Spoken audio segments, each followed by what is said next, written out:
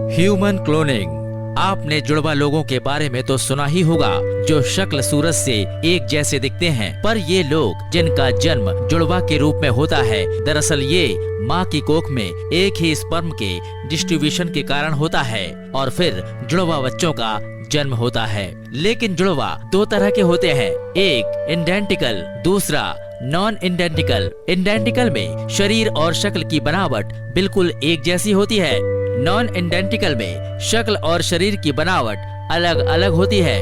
इन दोनों ही कंडीशन में इनके दिमाग के टिश्यूज अलग अलग होते हैं। ये एक कुदरती जन्म की प्रक्रिया है। चलिए आज जानते हैं ह्यूमन क्लोनिंग के बारे में। ह्यूमन क्लोनिंग एक साइंटिफिक रिसर्च है।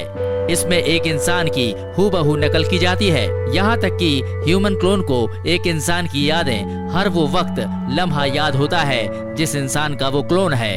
ह्यूमन क्लोनिंग का निर्माण आफ्टर द डेथ यानी मौत के बाद के लिए हुआ है।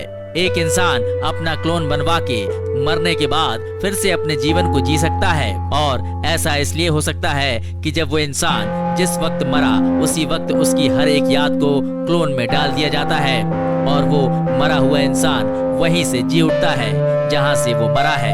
पर ये सब के बाद ये कह पाना बड़ा मुश्किल है कि सच किसको माना जाए, वो मरे हुए इंसान को या उसी मरे हुए इंसान के क्लोन को।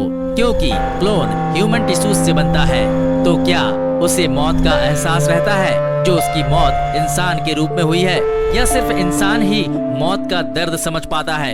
ये बड़ी अजीब बात तो है, पर आने वाले वक्त का एक गहरा सच भी है। 1998 में एडवांस्ड सेल्स टेक्नोलॉजी की मदद से साइंटिस्ट ने इंसान के पैर से एक न्यूक्लियस सेल्स निकाला और इसे गाय के अंडकोश में डाल दिया।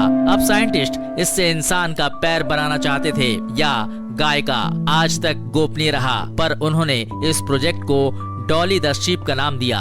पर फिर इस प्रोजेक्ट को 12 दिनों के बाद नष्ट कर दिया गया। 2004-2005 में साइंटिस्टों ने दावा किया प्लूरीपेटेंट एम्ब्रियोनिक स्टेमस सेल्स का ह्यूमन क्लोनिंग के लिए, पर 2006 में इसे भी नष्ट कर दिया गया।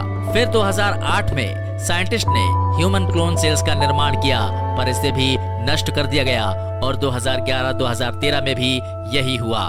2018 में पहला successful cloning cells somatic cells nuclear transfer का निर्माण कर लिया, उसी प्रक्रिया से जिससे 1998 में डॉली द शीप का निर्माण किया था। इसमें कोई शक नहीं है कि साइंस की ताकत से हमने बहुत सी उपलब्धियों को हासिल किया है, और आने वाले वक्त में ह्यूमन क्लोनिंग एक बहुत बड़ा साइंटिफिक बिजनेस साबित होगा। आप इसकी झलक 2005 में आई मूवी द आइलैंड, 2010 में आई मूवी नो ऑर्डिनरी बेबी में देख सकते हैं, और आने वाले वक्त में लोग आफ्टर द डेथ यानी मौत के बाद फिर से जीने के लिए ह्यूमन क्लोनिंग में रुचि दिखाएंगे।